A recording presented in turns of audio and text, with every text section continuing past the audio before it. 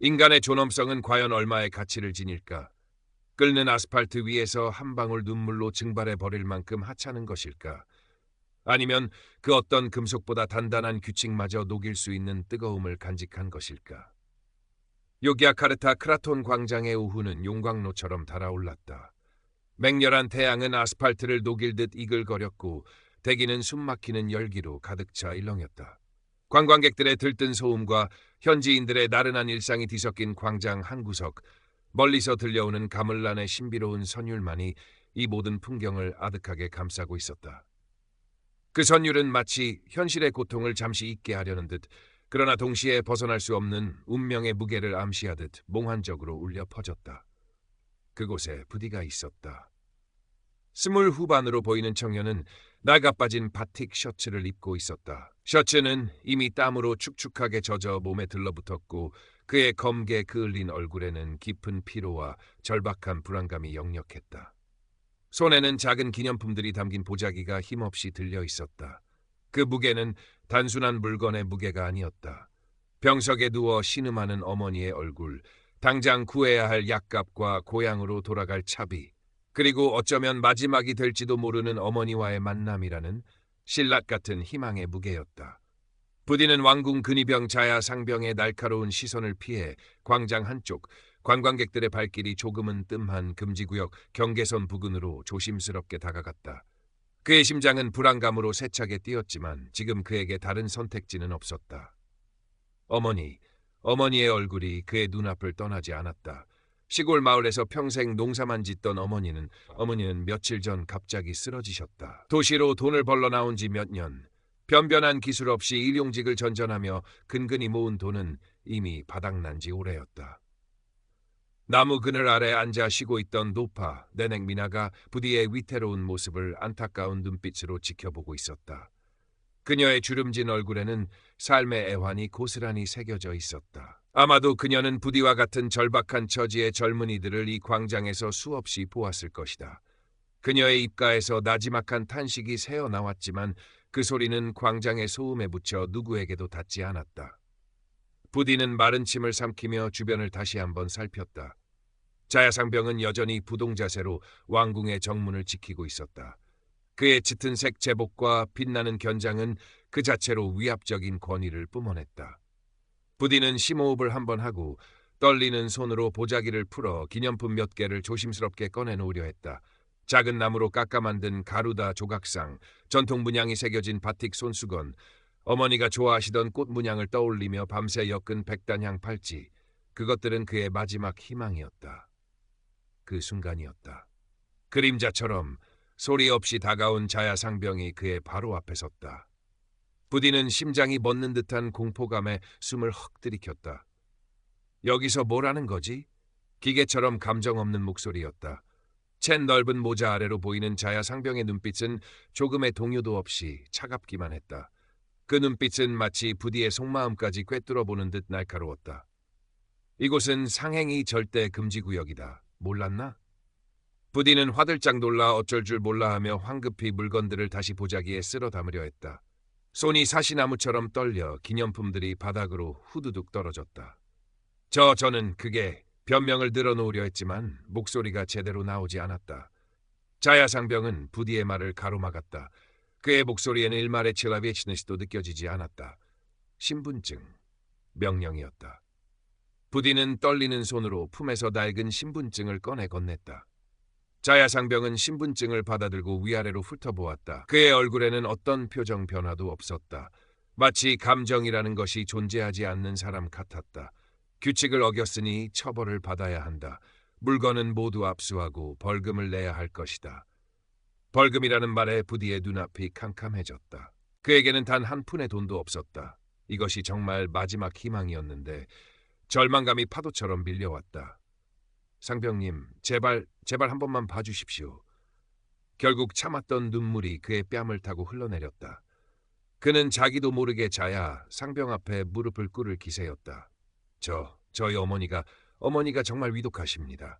지금 당장 병원비가 없으면 고향에도 내려가 봐야 하는데 차비도 없습니다. 이것들이 제 전 재산입니다. 제발 자비를 베풀어 주십시오. 부디는 더듬거리며 자신의 절박한 사정을 털어놓았다. 그의 목소리는 울음으로 갈라져 제대로 이어지지 못했다. 그는 흐느끼며 자야상병의 바짓가랑이라도 붙잡고 싶은 심정이었다. 그러나 자야상병은 꿈쩍도 하지 않았다. 그의 얼굴은 여전히 얼음장처럼 차가웠고 눈빛은 조금의 흔들림도 없었다. 그는 부디의 눈물을, 그의 절규를, 그의 절망을 마치 길가의 돌멩이처럼 무심히 바라볼 뿐이었다. 개인의 사정은 공적인 규칙보다 우선할 수 없다. 마침내 그가 입을 열었다. 그의 목소리는 여전히 낮고 단조로웠지만 그 안에는 칼날 같은 냉혹함이 숨겨져 있었다. 규정은 규정일 뿐이다. 내 놈의 눈물 따위가 규칙보다 위에 있다고 생각하나? 내냉 미나가 보다 못해 작은 소리로 중얼거렸다. 아이고, 저런, 너무 매정하구먼. 사람 목숨이 달린 일인데. 하지만 그녀의 목소리는 너무나 작아 자야 상병에게는 들리지 않는 듯했다. 아니, 어쩌면 그는 듣고도 못 들은 척하는 것인지도 몰랐다. 주변의 몇몇 관광객들이 호기심 어린 눈으로 혹은 불편한 기색으로 이 광경을 지켜보고 있었다. 어떤 이는 스마트폰을 꺼내 이 모습을 촬영하려 했지만 자야 상병의 매서운 눈짓에 슬그머니 손을 내렸다. 광장의 소음 속에서 부디의 흐느낌만이 유난히 크게 들리는 듯했다. 실랑이 과정에서 부디의 보자기가 풀어헤쳐지며 얼마 안 되는 기념품들이 뜨거운 바닥으로 다시 쏟아졌다. 그 중에는 부디가 어머니를 생각하며 밤새 정성껏 깎아 만든 작은 새 모양의 나무 조각상도 있었다. 그것은 마치 부디의 마지막 희망처럼 처참하게 바닥을 뒹굴었다. 부디는 절망적인 신음과 함께 황급히 그것들을 주워 담으려 했다. 그의 손길은 애처로울 정도로 다급했다. 자야 상병은 그 모습을 경멸 어린 시선으로 내려다보았다. 그의 입가에는 희미한 조소마저 떠오르는 듯했다. 벌금을 낼 돈이 없다면 규정대로 모든 물품을 압수하겠다. 그는 부디가 필사적으로 끌어안고 있는 보자기를 빼앗으려 손을 뻗었다. 부디는 본능적으로 보자기를 더욱 세게 끌어안았다. 안 됩니다. 제발 이것만은 안 됩니다. 이게 정말 제 전부입니다. 부디는 거의 울부짖듯이 외쳤다. 그의 목소리에는 처절한 절망감이 묻어 있었다. 하지만 건장한 자야 상병의 힘에 그는 속수무책으로 밀려났다. 그의 저항은 너무나 미약했다. 결국 보자기는 자야 상병의 손에 넘어갔다. 자야 상병은 빼앗은 보자기를 마치 더러운 물건이라도 되는 듯 한쪽으로 아무렇게나 던져버렸다. 보자기에 담겨있던 기념품들이 다시 한번 사방으로 흩어졌다. 그중 부디가 가장 아끼던 작은 새 조각상이 자야 상병의 군홧발에 아무렇게나 짓밟혔다. 딱 하는 소리와 함께 새의 한쪽 날개가 부러져 나갔다. 그 순간 부디의 세상도 함께 부서져 내리는 듯했다. 모든 것을 빼앗길 위기에 처하자 부디는 마지막 지푸라기라도 잡는 심정으로 자야 상병의 발치에 그대로 무릎을 꿇고 말았다. 그의 이마가 뜨거운 아스팔트 바닥에 닿을 듯했다. 그의 어깨는 절망감으로 가늘게 떨리고 있었다. 제발 한 번만 눈 감아 주십시오. 상병님, 제 어머니가 정말 돌아가실지도 모릅니다. 이 돈이 없으면 정말 아무것도 할 수가 없습니다. 그의 목소리는 이미 울음으로 완전히 뭉개져 무슨 말을 하는지조차 알아듣기 힘들 정도였다. 그의 눈에서는 뜨거운 눈물이 쉴 새 없이 흘러내려 뜨거운 아스팔트 위로 떨어져 곧바로 증발해 버렸다. 마치 그의 희망처럼, 그의 존엄성처럼.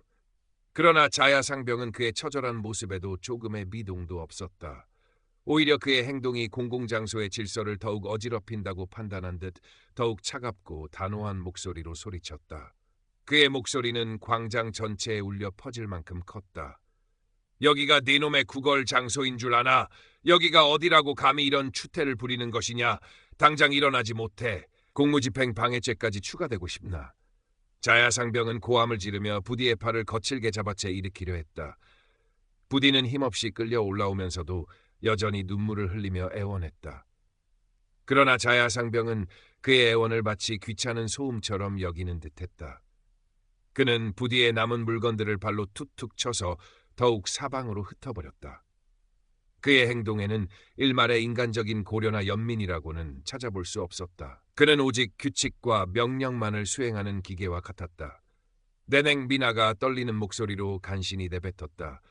그녀의 눈에는 이미 눈물이 그렁그렁 맺혀 있었다. 정말 너무들 하시는구려.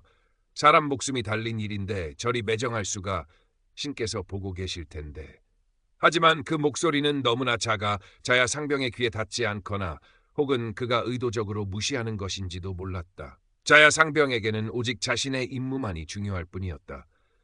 부디는 모든 희망이 산산조각 나는 것을 느끼며 더 이상 저항할 힘도 없이 바닥에 주저앉아 오열했다. 그의 눈앞에는 고향의 어머니 모습과 자신의 무력한 현실이 겹쳐지며 모든 것이 흐릿하게 보였다. 뜨거운 태양 아래 그의 울음소리만이 처절하게 울려 퍼지는 듯했다. 그는 이제 어떻게 해야 할까? 어머니는 어떻게 되는 것일까? 그의 가슴은 무거운 돌덩이가 짓누르는 것처럼 답답하고 고통스러웠다. 결국 자야 상병은 다른 경비대원을 호출하거나 직접 부디의 팔을 잡아 광장 밖으로 거의 내쫓듯이 끌고 나갔다. 부디는 마치 영혼이 빠져나간 사람처럼 힘없이 끌려갔다. 그의 손에는 텅 빈 보자기만이 힘없이 들려 있었고 그의 영혼은 이미 만신창이가 되어 있었다. 그의 발걸음은 천근만근 무거웠다. 쫓겨난 부디가 넋 나간 사람처럼 광장 입구에 망연히 서 있을 때 네댕미나가 조용히 다가왔다. 그녀는 아무 말 없이 떨고 있는 부디의 손에 꼬깃꼬깃한 지폐 몇 장과 시원한 음료수 한 병을 쥐어주었다. 그것은 그녀가 가진 얼마 안 되는 돈이었을 것이다. 젊은이, 이걸로는 턱없이 부족하겠지만 그래도 기운 내게나. 신께서 자네의 딱한 사정을 다 알고 계실 걸세. 그녀의 눈가도 붉어져 있었다. 따뜻한 위로의 말이었지만 부디의 절망을 달래기에는 역부족이었다. 부디는 멍하니 네넥미나를 바라보다가 이내 고개를 깊이 숙였다. 감사의 말도 제대로 하지 못한 채 그는 힘없이 발걸음을 옮겼다. 그의 지치고 절망적인 뒷모습이 뜨거운 햇살 아래 아지랑이처럼 일그러지며 소란스러운 인파 속으로 힘없이 사라져갔다. 그의 발걸음이 향하는 곳은 어디일까? 그에게는 이제 아무런 희망도 남아있지 않은 것처럼 보였다. 자야 상병은 아무 일도 없었다는 듯 옷매무새를 가다듬고 다시 자신의 근무 위치로 돌아가 조금의 미동도 없이 꼿꼿한 자세를 취했다. 그의 얼굴에는 자신의 임무를 충실히 완수했다는 듯한 차가운 만족감, 혹은 그저 무감각만이 어려 있었다. 그의 눈은 여전히 먼 곳을 응시하고 있었지만 그 눈엔 어떤 인간적인 감정도 담겨 있지 않았다. 그는 시스템의 일부였고 시스템은 감정을 허용하지 않았다. 크라톤 광장은 여전히 관광객들로 북적이고 가물란 소리는 변함없이 신비로운 선율을 울려 퍼지고 있었다. 방금 전 한 청년이 겪었던 처절한 절망과 한 근위병의 냉혹한 권위는 마치 뜨거운 태양 아래 잠시 피어올랐다 사라지는 아지랑이처럼 그 누구의 기억에도 깊이 새겨지지 않은 채 일상의 소음 속으로 흩어져 버릴 것처럼 보였다. 그러나 과연 그럴까? 한 인간의 존엄성이 무참히 짓밟히는 순간을 목격한 이들의 마음속에 아주 작은 파문이라도 남지 않았을까? 규칙이라는 이름 아래 자행되는 비정함에 대한 불편한 질문이 그들의 가슴 한구석에 조용히 새겨지지는 않았을까? 부디의 뒷모습이 완전히 사라진 자리를 무심한 태양만이 여전히 뜨겁게 내리쬐고 있었다. 그리고 그 태양 아래 자야 상병은 여전히 그림자처럼 미동도 없이 서 있었다. 그의 존재는 마치 이 세상의 모든 규칙과 권위가 얼마나 냉혹하고 비정할 수 있는지를 보여주는 하나의 상징처럼 느껴졌다.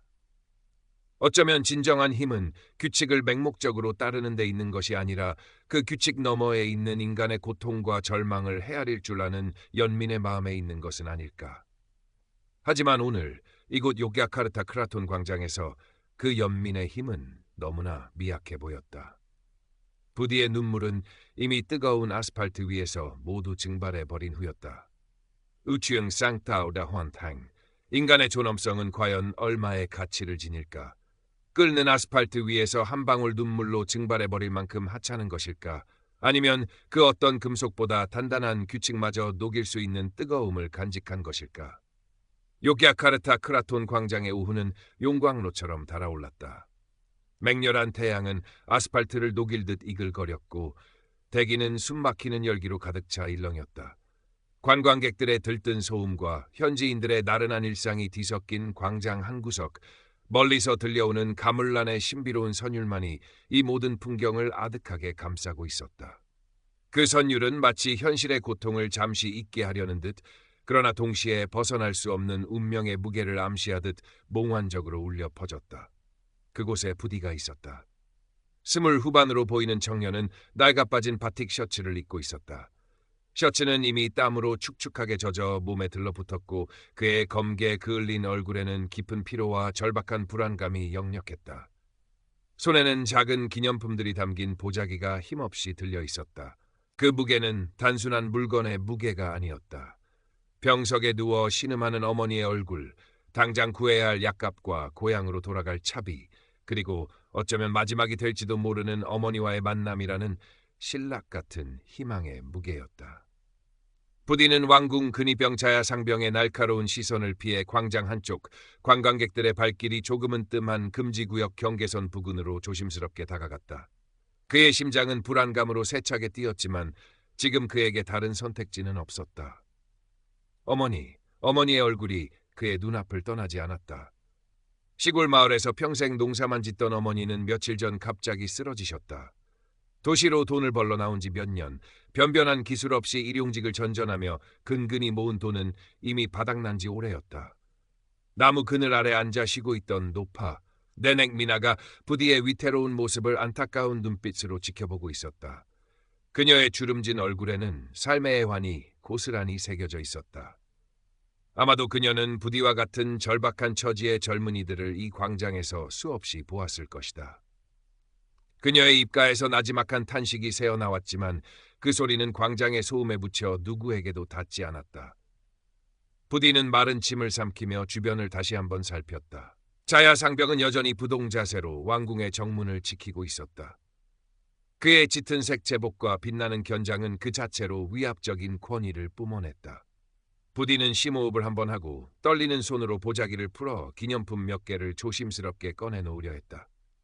작은 나무로 깎아 만든 가루다 조각상, 전통 문양이 새겨진 바틱 손수건, 어머니가 좋아하시던 꽃 문양을 떠올리며 밤새 엮은 백단양 팔찌. 그것들은 그의 마지막 희망이었다. 그 순간이었다. 그림자처럼 소리 없이 다가온 자야상병이 그의 바로 앞에 섰다. 부디는 심장이 멎는 듯한 공포감에 숨을 헉 들이켰다. 여기서 뭘 하는 거지? 기계처럼 감정 없는 목소리였다. 잿 넓은 모자 아래로 보이는 자야상병의 눈빛은 조금의 동요도 없이 차갑기만 했다.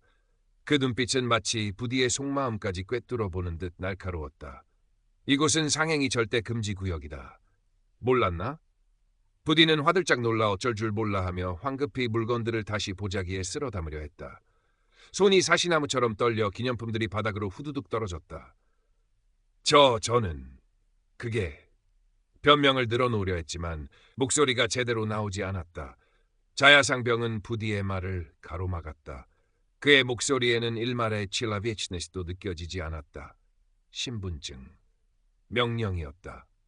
부디는 떨리는 손으로 품에서 낡은 신분증을 꺼내 건넸다. 자야상병은 신분증을 받아들고 위아래로 훑어보았다.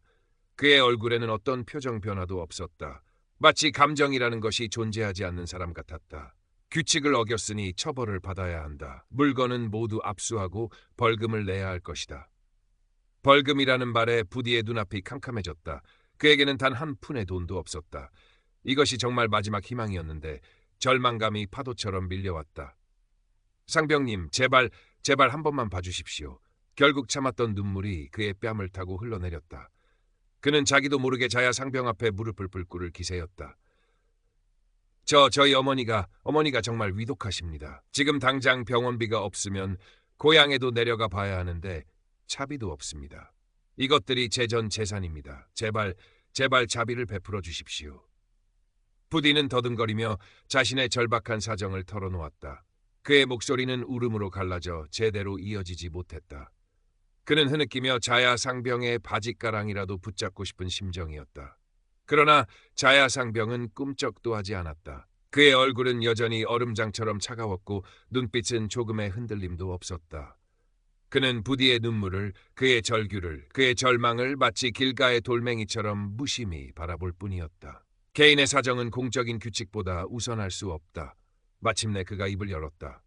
그의 목소리는 여전히 낮고 단조로웠지만 그 안에는 칼날 같은 냉혹함이 숨겨져 있었다. 규정은 규정일 뿐이다. 내 놈의 눈물 따위가 규칙보다 위에 있다고 생각하나? 내넥 미나가 보다 못해 작은 소리로 중얼거렸다. 아이고 저런 너무 매정하구먼. 사람 목숨이 달린 일인데. 하지만 그녀의 목소리는 너무나 작아 자야 상병에게는 들리지 않는 듯했다. 아니, 어쩌면 그는 듣고도 못 들은 척하는 것인지도 몰랐다. 주변의 몇몇 관광객들이 호기심 어린 눈으로 혹은 불편한 기색으로 이 광경을 지켜보고 있었다. 어떤 이는 스마트폰을 꺼내 이 모습을 촬영하려 했지만 자야 상병의 매서운 눈짓에 슬그머니 손을 내렸다. 광장의 소음 속에서 부디의 흐느낌만이 유난히 크게 들리는 듯했다. 신랑이 과정에서 부디의 보자기가 풀어헤쳐지며 얼마 안 되는 기념품들이 뜨거운 바닥으로 다시 쏟아졌다. 그 중에는 부디가 어머니를 생각하며 밤새 정성껏 깎아 만든 작은 새 모양의 나무 조각상도 있었다. 그것은 마치 부디의 마지막 희망처럼 처참하게 바닥을 뒹굴었다. 부디는 절망적인 신음과 함께 황급히 그것들을 주워 담으려 했다. 그의 손길은 애처로울 정도로 다급했다.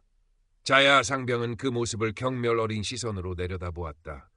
그의 입가에는 희미한 초소마저 떠오르는 듯했다. 벌금을 낼 돈이 없다면 규정대로 모든 물품을 압수하겠다. 그는 부디가 필사적으로 끌어안고 있는 보자기를 빼앗으려 손을 뻗었다. 부디는 본능적으로 보자기를 더욱 세게 끌어안았다. 안 됩니다. 제발. 이것만은 안 됩니다. 이게 정말 제 전부입니다. 부디는 거의 울부짖듯이 외쳤다. 그의 목소리에는 처절한 절망감이 묻어 있었다. 하지만 건장한 자야 상병의 힘에 그는 속수무책으로 밀려났다. 그의 저항은 너무나 미약했다. 결국 보자기는 자야 상병의 손에 넘어갔다. 자야 상병은 빼앗은 보자기를 마치 더러운 물건이라도 되는 듯 한쪽으로 아무렇게나 던져버렸다. 보자기에 담겨있던 기념품들이 다시 한번 사방으로 흩어졌다. 그중 부디가 가장 아끼던 작은 새 조각상이 자야 상병의 군바발에 아무렇게나 짓밟혔다. 딱 하는 소리와 함께 새의 한쪽 날개가 부러져 나갔다. 그 순간 부디의 세상도 함께 부서져 내리는 듯했다. 모든 것을 빼앗길 위기에 처하자 부디는 마지막 지푸라기라도 잡는 심정으로 자야 상병의 발치에 그대로 무릎을 꿇고 말았다. 그의 이마가 뜨거운 아스팔트 바닥에 닿을 듯했다. 그의 어깨는 절망감으로 가늘게 떨리고 있었다. 제발 한 번만 눈 감아 주십시오. 상병님, 제 어머니가 정말 돌아가실지도 모릅니다. 이 돈이 없으면 정말 아무것도 할 수가 없습니다. 그의 목소리는 이미 울음으로 완전히 뭉개져 무슨 말을 하는지조차 알아듣기 힘들 정도였다. 그의 눈에서는 뜨거운 눈물이 쉴 새 없이 흘러내려 뜨거운 아스팔트 위로 떨어져 곧바로 증발해버렸다. 마치 그의 희망처럼, 그의 존엄성처럼. 그러나 자야 상병은 그의 처절한 모습에도 조금의 미동도 없었다. 오히려 그의 행동이 공공장소의 질서를 더욱 어지럽힌다고 판단한 듯 더욱 차갑고 단호한 목소리로 소리쳤다. 그의 목소리는 광장 전체에 울려 퍼질 만큼 컸다. 여기가 내 놈의 구걸 장소인 줄 아나? 여기가 어디라고 감히 이런 추태를 부리는 것이냐? 당장 일어나지 못해. 공무집행 방해죄까지 추가되고 싶나? 자야 상병은 고함을 지르며 부디의 팔을 거칠게 잡아채 일으키려 했다. 부디는 힘없이 끌려 올라오면서도 여전히 눈물을 흘리며 애원했다. 그러나 자야 상병은 그의 애원을 마치 귀찮은 소음처럼 여기는 듯했다. 그는 부디의 남은 물건들을 발로 툭툭 쳐서 더욱 사방으로 흩어버렸다. 그의 행동에는 일말의 인간적인 고려나 연민이라고는 찾아볼 수 없었다. 그는 오직 규칙과 명령만을 수행하는 기계와 같았다. 내넥 미나가 떨리는 목소리로 간신히 내뱉었다. 그녀의 눈에는 이미 눈물이 그렁그렁 맺혀 있었다. 정말 너무들 하시는구려. 사람 목숨이 달린 일인데 저리 매정할 수가. 신께서 보고 계실 텐데. 하지만 그 목소리는 너무나 작아 자야 상병의 귀에 닿지 않거나 혹은 그가 의도적으로 무시하는 것인지도 몰랐다. 자야 상병에게는 오직 자신의 임무만이 중요할 뿐이었다. 부디는 모든 희망이 산산조각 나는 것을 느끼며 더 이상 저항할 힘도 없이 바닥에 주저앉아 오열했다. 그의 눈앞에는 고향의 어머니 모습과 자신의 무력한 현실이 겹쳐지며 모든 것이 흐릿하게 보였다. 뜨거운 태양 아래 그의 울음소리만이 처절하게 울려 퍼지는 듯했다. 그는 이제 어떻게 해야 할까? 어머니는 어떻게 되는 것일까? 그의 가슴은 무거운 돌덩이가 짓누르는 것처럼 답답하고 고통스러웠다.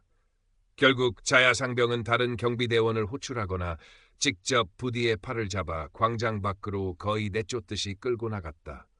부디는 마치 영혼이 빠져나간 사람처럼 힘없이 끌려갔다. 그의 손에는 텅 빈 보자기만이 힘없이 들려 있었고 그의 영혼은 이미 만신창이가 되어 있었다. 그의 발걸음은 천근만근 무거웠다. 쫓겨난 부디가 넋 나간 사람처럼 광장 입구에 망연히 서 있을 때 내냉비나가 조용히 다가왔다. 그녀는 아무 말 없이 떨고 있는 부디의 손에 꼬깃꼬깃한 지폐 몇 장과 시원한 음료수 한 병을 쥐어주었다. 그것은 그녀가 가진 얼마 안 되는 돈이었을 것이다. 젊은이, 이걸로는 턱없이 부족하겠지만 그래도 기운내게나. 신께서 자네의 딱한 사정을 다 알고 계실 걸세. 그녀의 눈가도 붉어져 있었다. 따뜻한 위로의 말이었지만 부디의 절망을 달래기에는 역부족이었다. 부디는 멍하니 내냉 미나를 바라보다가 이내 고개를 깊이 숙였다. 감사의 말도 제대로 하지 못한 채 그는 힘없이 발걸음을 옮겼다. 그의 지치고 절망적인 뒷모습이 뜨거운 햇살 아래